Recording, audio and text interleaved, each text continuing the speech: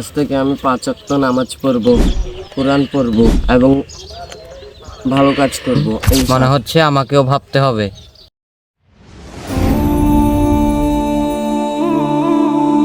طويل الشوق يبقى في اغتراب فقير في الحياة من الصحاب কিরে মাহিম, তোর মন খারাপ কেন?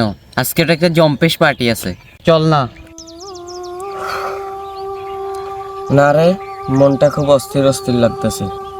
জানিস বন্ধু, দুনিয়ার আনন্দে মনে শান্তি পাই না, সবকিছু যেন ফাঁকা ফাঁকা মনে হয়। আরে পাগলা, দুনিয়াটা তো উপভোগের জন্য, এত চিন্তা করিস কেন? আইস কর, মজা কর, আরে এত চিন্তা করিস কেন? মামা, দুনিয়ায় যদি সবকিছু হতো তাহলে এই পৃথিবীতে সবচেয়ে সুখী হতো ধনী লোকরাই। তারা কি সত্যি সুখী? না, অনেক বড় লোক তো হতাশায় ভুগে, বিষণ্ণ থাকে। ঠিক বলছো, কারণ সত্যিকারের সুখ আসে আল্লাহর নৈকট্যে। যখন তুমি নামাজ পড়বে, কোরআন পড়বে, ভালো কাজ করবে, তখন অন্তরে প্রশান্তি লাভ করবে। কিন্তু মামা, ইসলাম মানলে তো অনেক নিয়ম কানুনই মানতে হবে। দেখো ইফাত, এই নিয়ম কারণগুলো তোমার কল্যাণের জন্যই। যেমন একজন ডাক্তার রোগীকে ওষুধ খেতে বলে তার ভালো হওয়ার জন্য, ঠিক তেমনি আল্লাহ সুবহানাহু ওয়া তাআলা আমাদেরকে যা যা করতে বলেন তা সবগুলো আমাদের কল্যাণের জন্যই।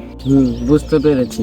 আজ থেকে আমি 5 ওয়াক্ত নামাজ পড়ব, কোরআন পড়ব এবং ভালো কাজ করব ইনশাআল্লাহ। আলহামদুলিল্লাহ। মনে রেখো, প্রকৃত সফলতা দুনিয়াতে নয়, আখিরাতে। মনে হচ্ছে আমাকেও ভাবতে হবে। وما هذه الحياة الدنيا إلا له ولعب وإن الدار الآخرة لهي الحيوان لو كانوا يعلمون